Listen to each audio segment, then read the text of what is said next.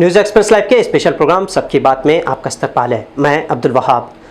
दोस्तों, wall street journal की खबर के बाद से भारत में सियासी कोहराम मचा हुआ है और हो भी क्यों ना, बात दुनिया की सबसे बड़ी जमहूरियत और दुनिया की सबसे ज़्यादा इस्तेमाल की जाने वाली सोशल नेटवर्किंग साइट फेसबुक का मामला है। दरअसल वॉल स्ट्रीट जर्नल ने अपने अखबार में खबर छापी थी कि भारत में फेसबुक बीजेपी से नाराज़गी के सबब मुस्लिम मुखालिफ पोस्ट पर कार्रवाई नहीं करता। इस खबर के बाद जाहिर है दुनिया भर से फेसबुक पर उंगलियां उठनी शुरू हुई, तो वहीं भाजपा के सत्ता प्रेम और सच की आवाज़ को दबाने किस हद तक जा सकती है जाहिर हो गया है। राहुल गांधी ने अपने ट्वीट में कहा कि भारत में फेसबुक और व्हाट्सएप बीजेपी और आरएसएस कंट्रोल करता है। वो झूठी खबरें और नफरत फैलाती है और इससे चुनाव पर असर किया जाता है। आखिर अमेरिकी मीडिया ने फेसबुक से मुताल्लिक सच्चाई बता ही दी। राहुल गांधी के इस ट्वीट के बाद फेसबुक को भी अपनी सफाई देनी पड़ी, लेकिन तब तक फेसबुक के लिए सेंट्रल एशिया की पॉलिसी डायरेक्टर आंखी दास की तस्वीरें भाजपा लीडरों के साथ वायरल हो चुकी थी। भारत को दुनिया की सबसे बड़ी जमहूरियत कहा जाता है। भारत की 29% आबादी सोशल मीडिया इस्तेमाल करती है। यूट्यूब, फेसबुक और व्हाट्सएप भारत की मकबूल तरीन एप्लीकेशन है और सबसे ज़्यादा व्हाट्सएप यूज़र्स भारत से आते हैं। 2014 में फेसबुक लॉन्च हुआ। अब तक फेसबुक ने 82 से ज़्यादा कंपनियों को खरीद लिया है। फेसबुक की खरीदी हुई मशहूर कंपनियों में व्हाट्सएप और इंस्टाग्राम भी शामिल है। आपको बता दें कि फेसबुक के मालिक मार्क जुकरबर्ग नौजवान एंटरप्रेन्योर हैं जो सबसे ज़्यादा अमीर है। भारत में लगभग 29 करोड़ लोग फेसबुक, 20 करोड़ लोग व्हाट्सएप और 10 करोड़ लोग इंस्टाग्राम इस्तेमाल करते हैं। पत्रकार परंजय गुहा ठाकुरता और सैरल सैम ने 22 नवंबर से 26 नवंबर 2018 के दरमियान न्यूज़ क्लिक इस वेबसाइट पर 5 सीरीज चलाई थी, जिसमें 2019 के लोकसभा इलेक्शन में फेसबुक के स्ट्रैटेजी पर गंभीर सवाल उठाए गए थे। इन सीरीज के जरिए फेसबुक पर नफरत फैलाने वालों पर और सरकार पर कैसे कार्रवाई नहीं होती ये बताया गया था। फर्जी वीडियो और पोस्ट सबसे ज़्यादा फेसबुक और व्हाट्सएप पर जारी है। झूठ को सच और सच को झूठ बनाया जाता है और फिर इसी झूठ को सैकड़ों झूठे पेजेस और फर्जी अकाउंट्स के जरिए वायरल किया जाता है। भारत में अब तक कई बार फेसबुक और व्हाट्सएप के जरिए दंगे हुए हैं और रही बात धार्मिक नफरत फैलाने की, तो फेसबुक पर यह आम हो गया है। ऐसी कई इंटरनेशनल खबरों में फेसबुक का दोहरे रवैये को उजागर किया गया है, जिससे साफ जाहिर है कि फेसबुक के जरिए जहर फैलाया जाता है। आप ये सोचते हैं कि अचानक हमारे पास भारत में इतना एक्सट्रीमिज्म कैसे बढ़ गया, तो आपको बताता चलूँ कि जब से इंटरनेट आम हुआ है, नौजवानों को टारगेट करते हुए एल्गोरिथम और यूज़र डेटा के हिसाब से नफरत फैलाई जा रही है।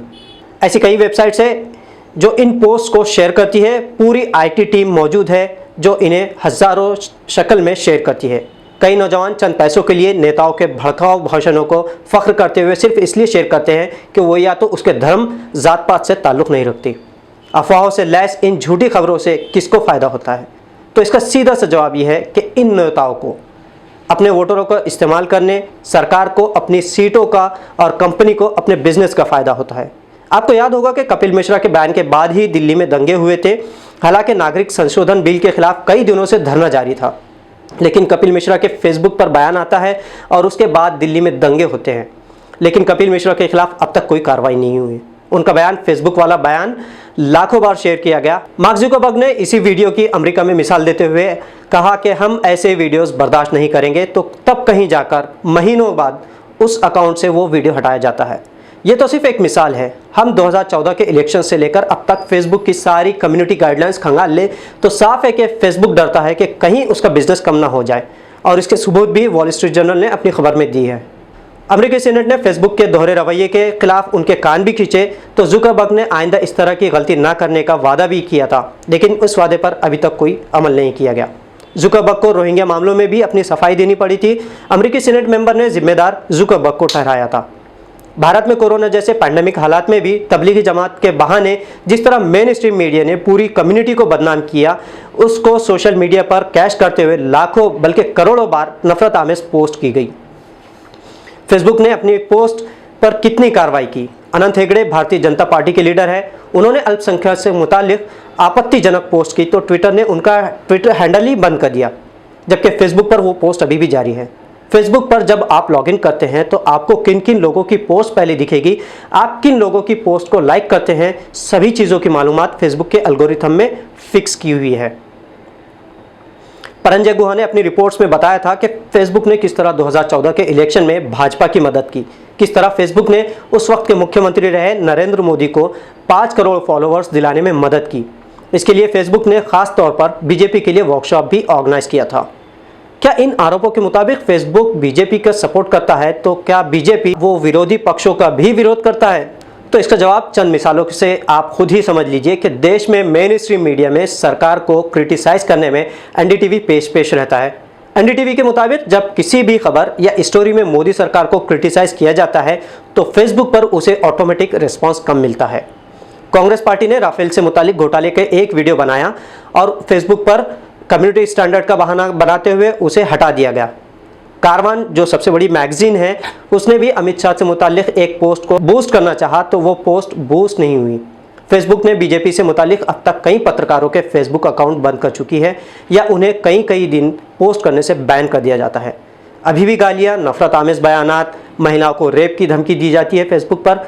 तो सबसे अहम सवाल ये पैदा होता है कि जब दूसरी सरकारें फेसबुक के मालिक से सवाल करती है तो भारत जो सबसे बड़ा कंज्यूमर है वो क्यों नहीं करता? क्या फेसबुक नौजवानों को दंगाई बना रहा है?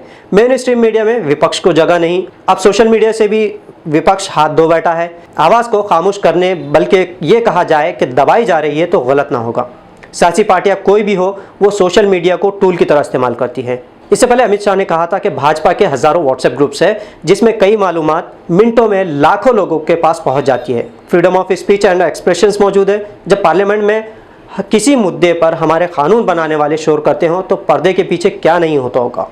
हकीकत में देखा जाए तो फेसबुक कम्युनिटी स्टैंडर्ड के खिलाफ जाती हुई कई पोस्ट हम देखते हैं, लेकिन ऐसी पोस्ट पर रिपोर्ट करने के बावजूद भी फेसबुक ऐसी पोस्ट को नहीं हटाता। बतौर माइनॉरिटी आप जानते हैं दुनिया में सैकड़ों पोस्ट आपकी नज़र से ऐसी गुजरती है जो आपके खिलाफ है, जो भारत के संविधान के खिलाफ है, जो इंसानियत के खिलाफ है। ऐसी कई पोस्ट आती रहती है जो धार्मिक रंग देने की कोशिश की जाती है, लेकिन फेसबुक उन पर कोई कार्रवाई नहीं करता।